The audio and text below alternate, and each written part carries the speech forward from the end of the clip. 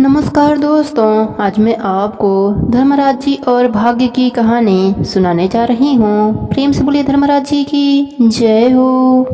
एक समय की बात है, एक नगर में एक राजा रहता था। उस राजा की 7 बेटियां थीं। एक दिन राजा ने अपने बड़ी बेटी से कहा, बताओ बेटा, तुम किसके भाग्य का खाती हो।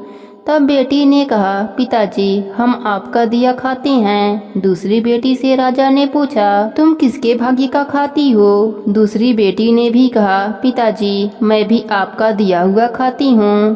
प्रजा से पूछा, तुम किसका खाते हो। सबने कहा, हम भी आपका दिया खाते हैं। इस प्रकार राजा ने सबसे पूछा। सबने कहा, राजन, आप ही मेरे पालनहार हो, आपका दिया हम सब खाते हैं। सबसे छोटी बेटी से भी राजा ने पूछा, बेटी, तुम किसका खाती हो। तब उस बेटी ने कहा, पिताजी, मैं भगवान का दिया खाती हूँ, मैं आपका दिया नहीं खाती हूँ।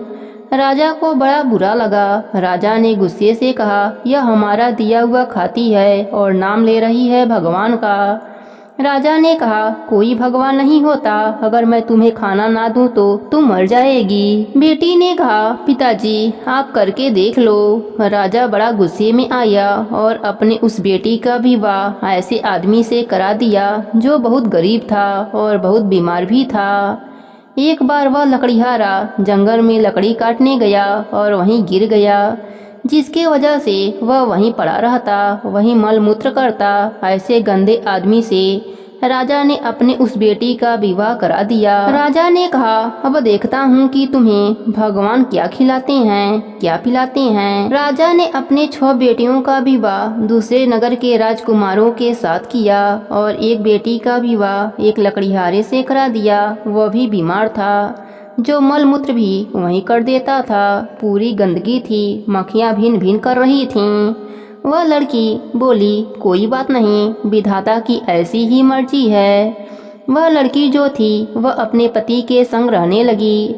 पास में नदी था, वहीं पर ले गई, नहलवाया, साफ किया और सोचने लगी, जो मेरे भाग्य में था वह मुझे मिला। उसका पति चल नहीं पाता था, अब वह क्या करे, अपने पति को भोजन कैसे कराए। तो वह जंगल की लकड़ियां बीनती और ले जाकर शहर में बेचती।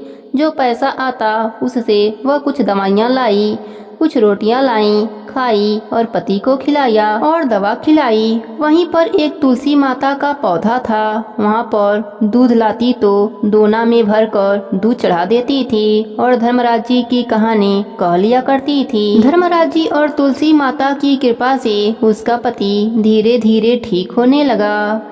बीमारी से उसको राहत मिलने लगी। एक दिन तुलसी माता ने सोचा कि यह मेरी इतनी सेवा करती है, परोपकारी भाव है, अगर इसे धन मिल जाए तो यह समाज की बहुत सेवा करेगी।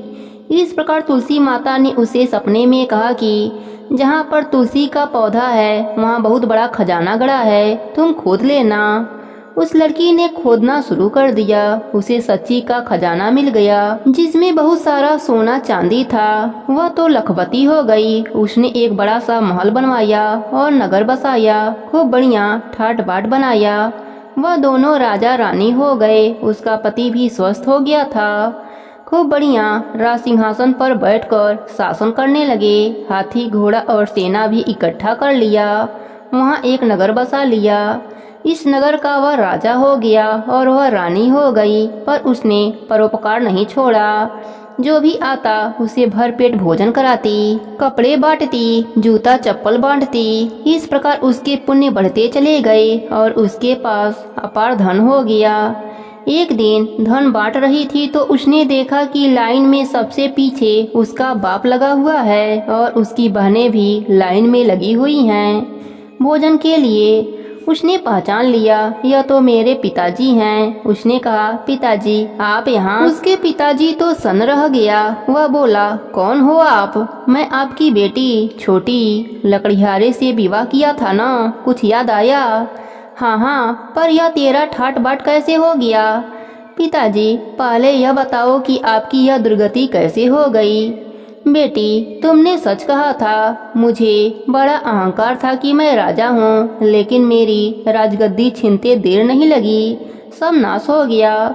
सारी बेटियां जिन्होंने यह कहा था कि पिताजी के भाग्य का खाते हैं, आज पिता कुछ नहीं खिला पा रहा है इन्हें, आज तू खिला रही है। तब उसकी छोटी बेटी ने कहा, पिताजी मैंने कहा था ना, सब अपने अपने भाग्य का और सब भगवान की कृपा का ही खाते हैं।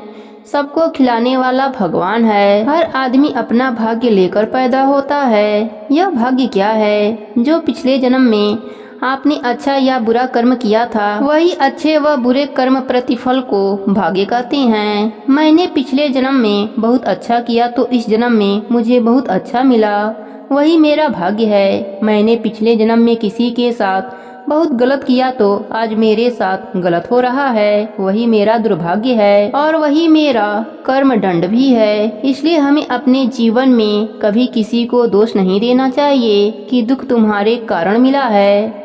कोई किसी को दुखी नहीं करता।